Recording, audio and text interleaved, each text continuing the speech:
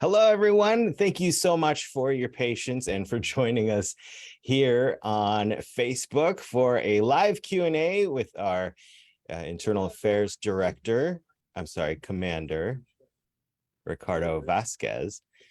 And as I loop, the stream begins.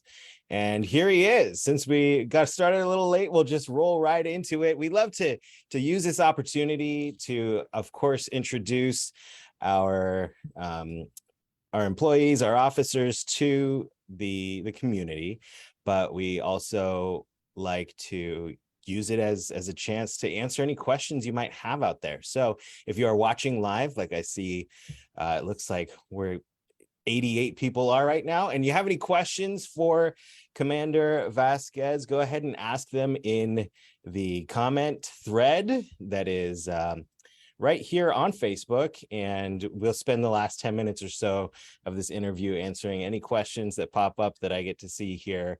But I just wanted to thank everyone again for being here, and especially our guest this evening, Commander Vazquez. Hello, good evening.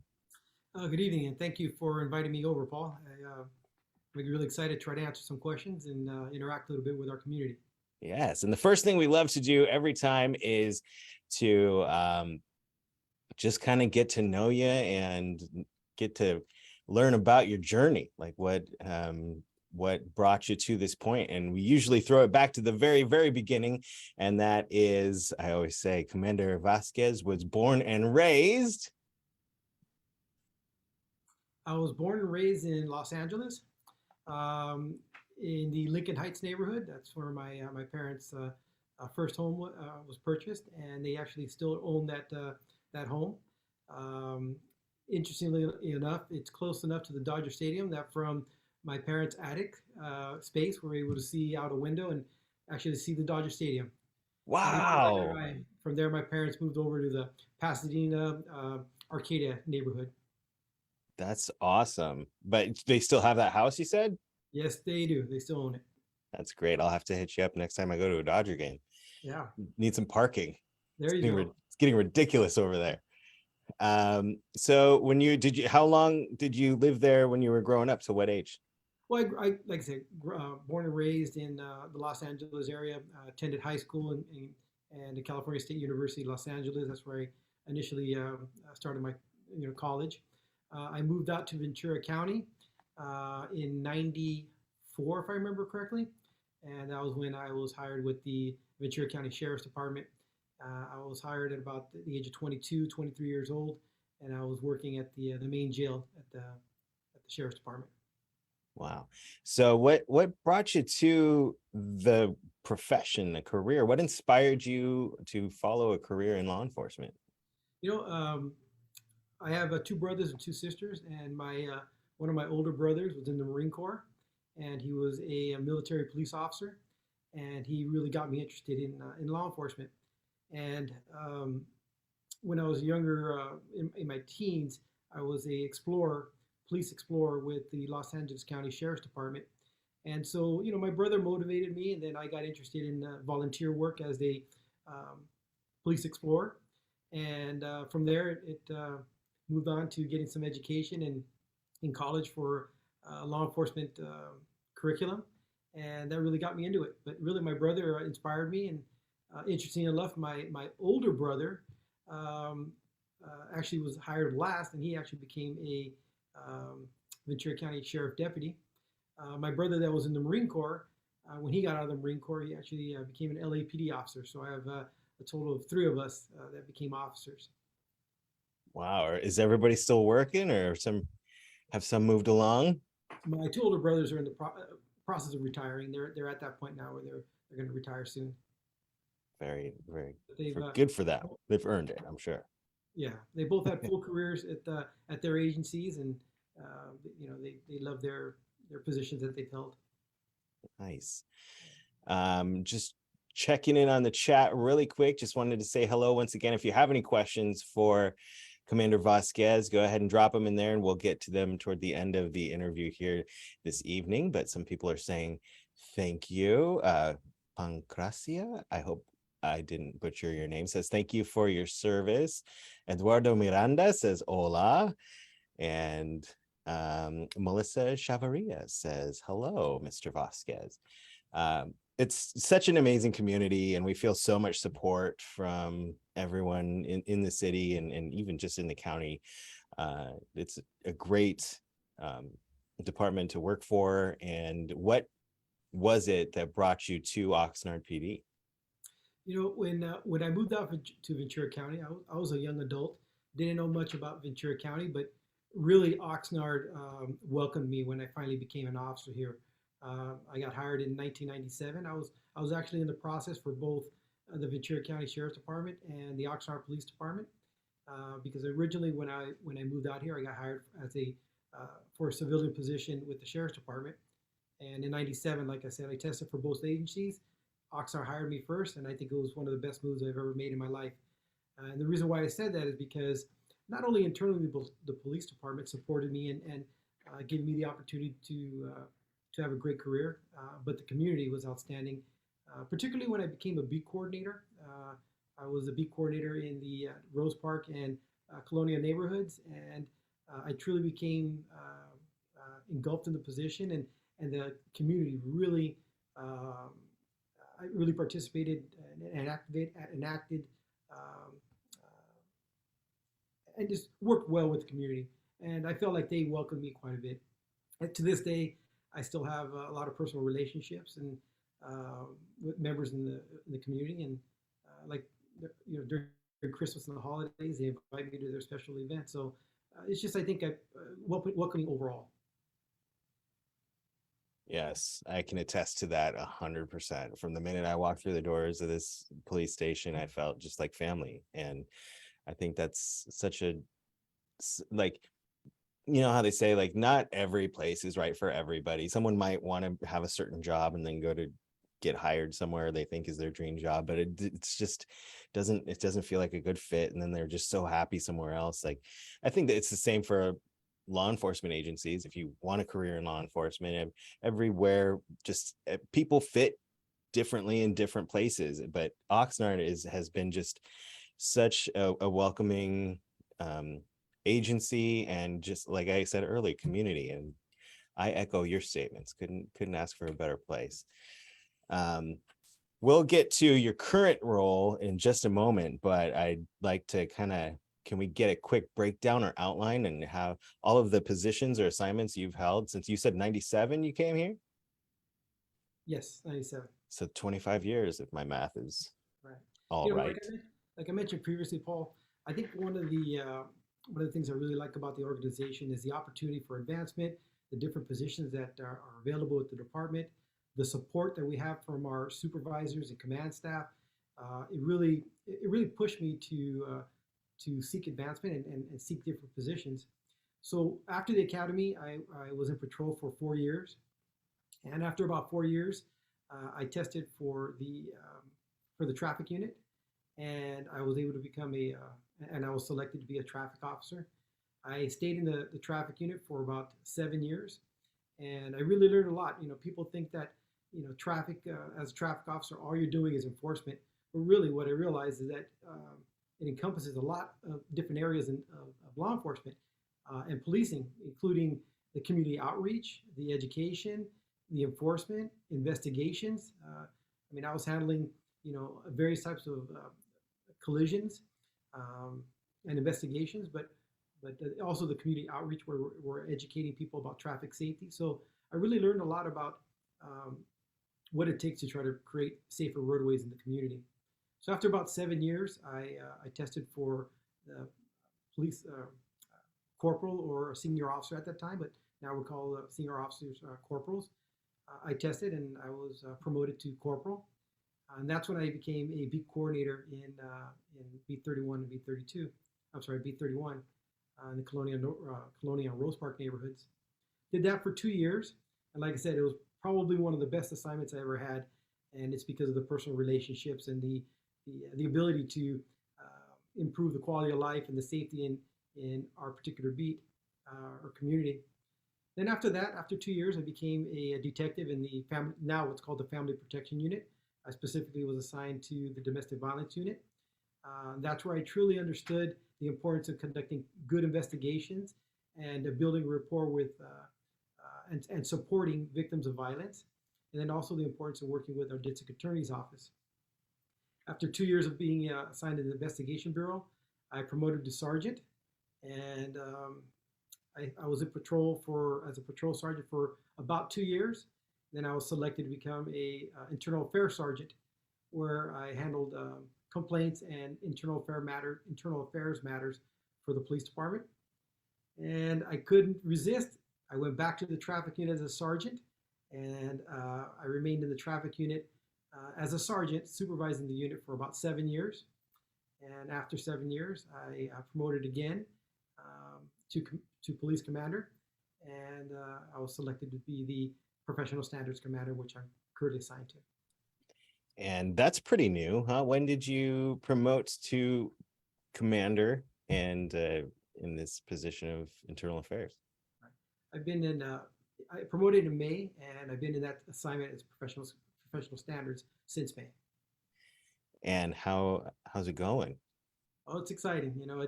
I supervise and I manage the training and recruiting side, and then all aspects of professional standards within the department.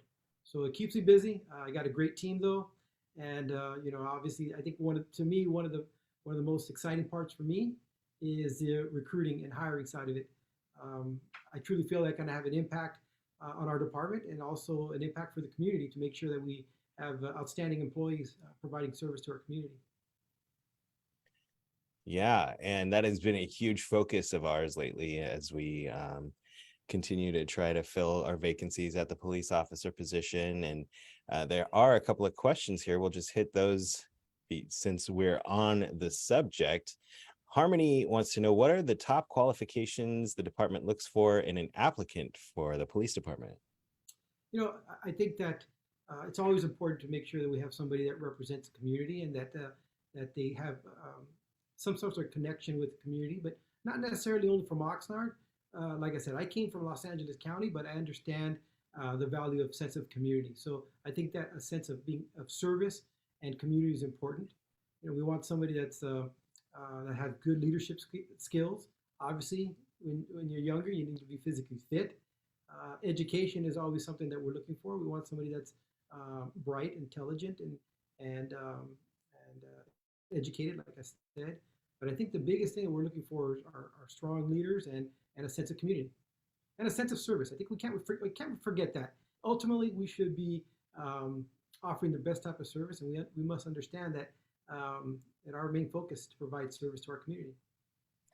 And our department is so community focused. Obviously, we can try and tackle this one together, but Corey Ryan asks, what is the department doing for community engagement and education? Oh, Paul, I tell you, for almost every position that I've had some element of community engagement. When you're talking about for example, a criminal issue, or an issue of crime, as a beat coordinator, we would engage with the neighborhood councils, specialty groups, and we would do outreach to try to address quality of life and crime and an issue, just to try to make sure that the community is safe and make sure that we're providing their proper needs. And we can do that through community presentations, going to schools and talking about safety and problems in the community, soliciting information. For recruiting events, we'll participate in community events. We host events, like coming up, we're hosting a drag car show here at the police department, just to try to show the community that we want to engage and share information and be part of the community. Yep. And as the community affairs manager, fielding that question is lots of fun, because there's so many ways that we try to engage our community, and we invite our community to get involved. You just mentioned the car show. We have a Halloween event. We have a Christmas event here at the station. We do fundraising throughout the year for different nonprofit organizations. We just like to have so many community partners that we not only connect with, but work side by side with. And we always invite any community organization out there that wants to work with us or partner with us to give me a call, or call the watch commander and ask for my number, or to connect you to me, and I'd love to chat about any way you think that we can better connect with your organizations or your own neighborhoods. Or another big part of it is the neighborhood policing team, which a lot of people, it's been around for a while, but a lot of people still, when I mention it, they say, oh, I didn't know that. But every beat has an officer assigned to it here in the city, to address community ongoing issues. We do have a map of the city, and with all of the officers' contact info on our website, oxnardpd.org. Just go ahead and take a look at who the officer is for your area and give them a call. Just say hello or write them an email and introduce yourself. We love to connect and find out exactly what people want us to address. Hey, Paul, then to follow up on that, I mean, I always make it an effort, especially when I was part of the neighborhood policing team. I always made an effort to try to make that personal contact when I'm walking down the street, riding my police bicycle, even when I was a traffic officer, just making that connection by stopping, introducing myself, and just having a normal conversation. I mean, people have to understand that, yes, we're police officers, but we're part of this community. So those little contacts that we have daily are extremely important. So I encourage people, come up and talk to me. And at lunch, we went out to a local restaurant yesterday, and I engaged in a conversation with a woman from Texas, and we had a really good conversation. So that's another way, just a simple way of making that connection. And it's almost like these questions are scripted, but because they all just kind of are segueing into each other. But Jonathan Villagomez, this is a great one for you in your position as internal affairs commander. He says, you guys should really work on your community policing. Some of your officers aren't very friendly. Stinks, because I want to be a law enforcement officer and as well, and they do not make the department look great. So if anybody has any of those same feelings or sentiments, what would you suggest that they do? Obviously, we make ourselves extremely available for anybody that has a negative interaction or just uncomfortable with an interaction that they have with an officer. So they can obviously call the non-emergency line or the watch commander's desk at the police department. You can file a complaint or contact us online. You're more than welcome to contact me directly. That's my role and responsibility. You can contact me directly. The chief makes himself extremely available to the public, and there's online a form that you can ask a question for the chief, and the chief is really good at responding immediately and forwarding that a complaint, an issue, or even a positive comment, a commendation on somebody. The chief is really good at moving that information to the appropriate division, commander, supervisor. So both, either complaints or even commendations, we'll welcome them in any form. You can even walk into the police department and provide a handwritten note, and we'll accept it. Absolutely. We want we want to have positive interactions. So when we hear that there are negative ones, we want to know about that too.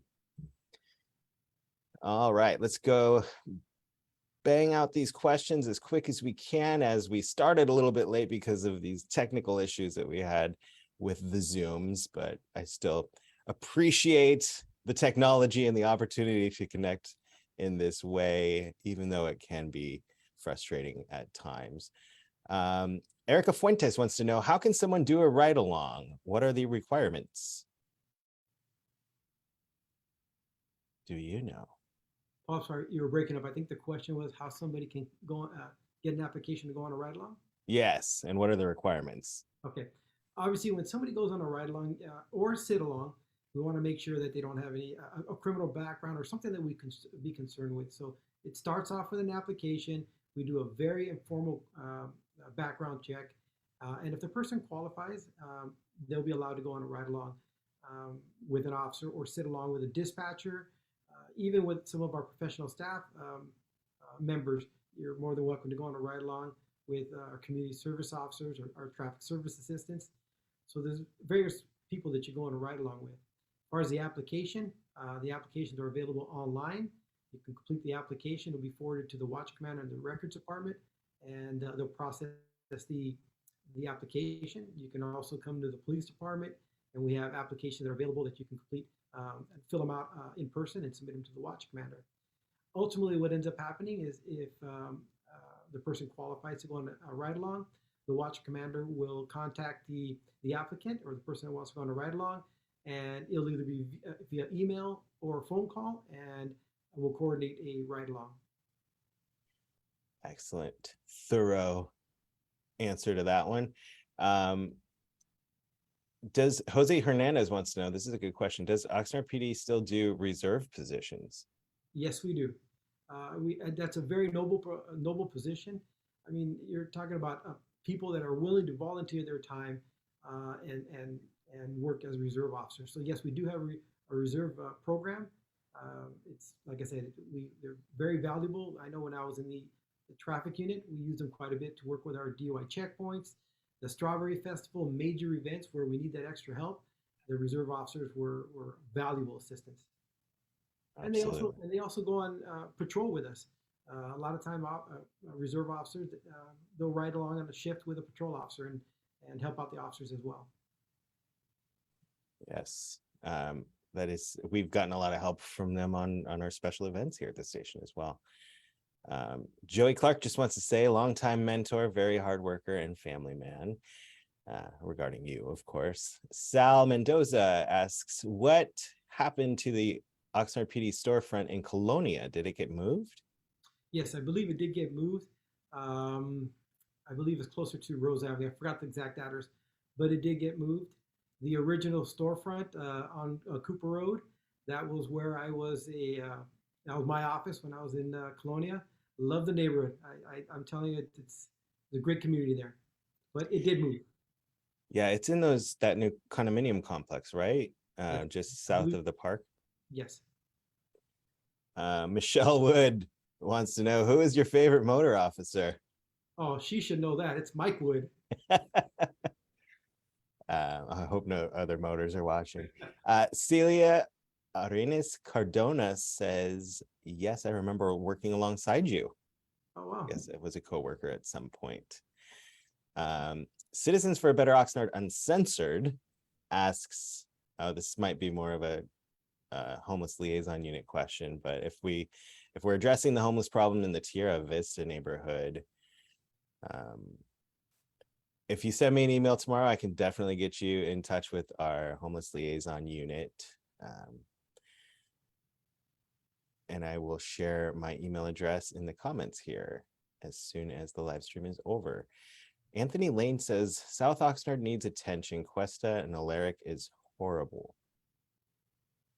Do you, that's kind of a vague, I don't know if it is a question, but I know we've been kind of focusing on the South Corridor a bit. Right. Just to touch on that a little bit, when we have issues, identified issues in particular neighborhoods, or if somebody complains about a particular problem, usually what we do is we try to work together with the different bureaus and different departments within the department. So, for example, if there was a spike in crimes on a particular roadway, we would look at what different divisions, what different teams can assist with that.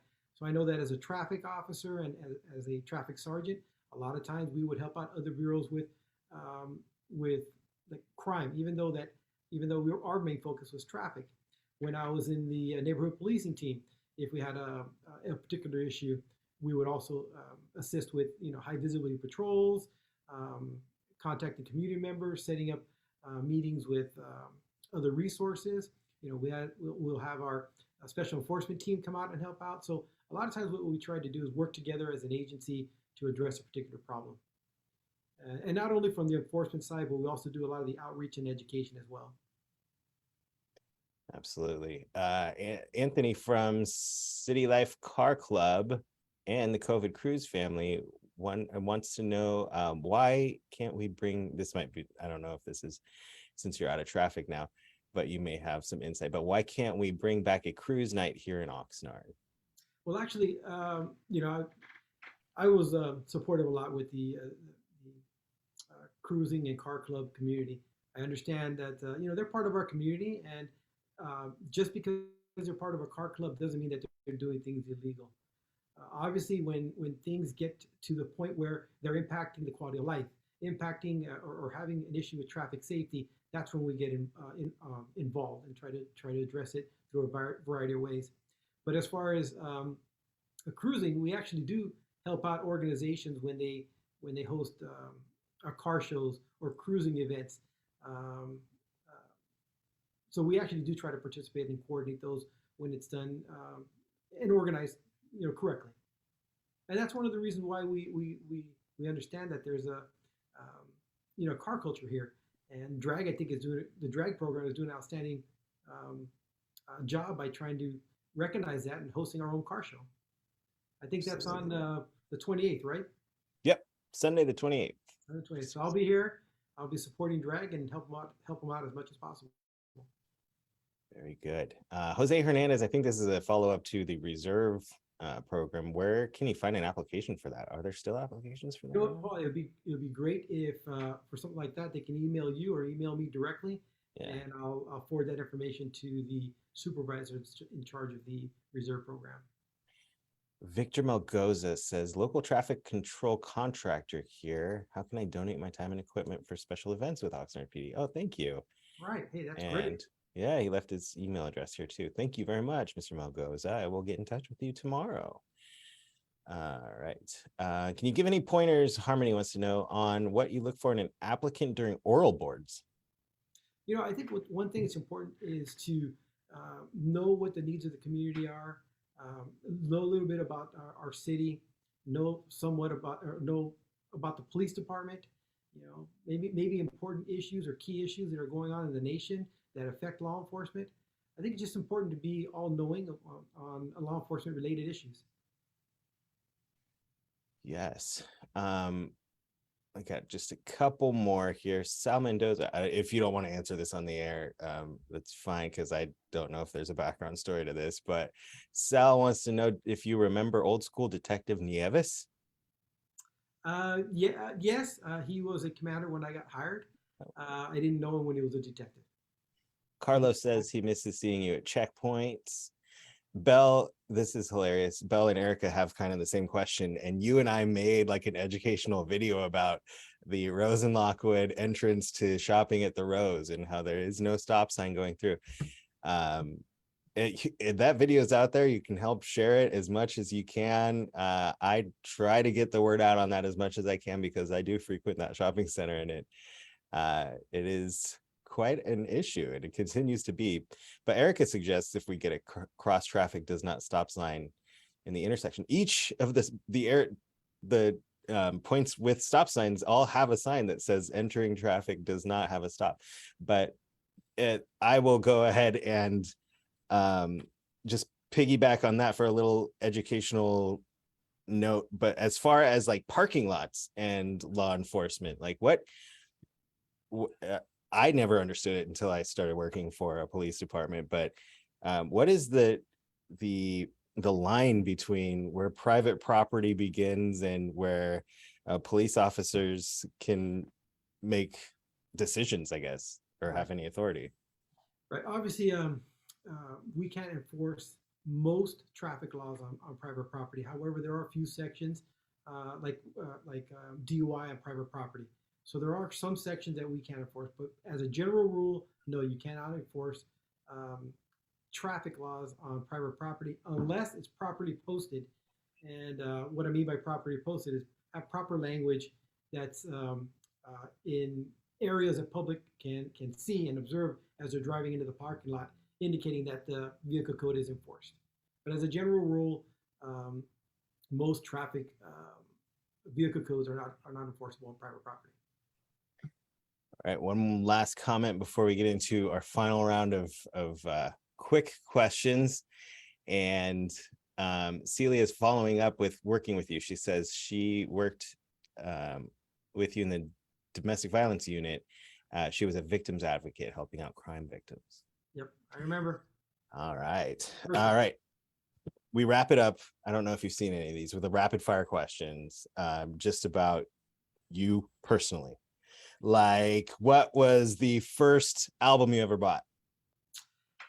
Probably a Yes band. That was probably, gosh, in the early 90s, I believe, and I convinced my brother to buy it for me. Actually, if I remember correctly.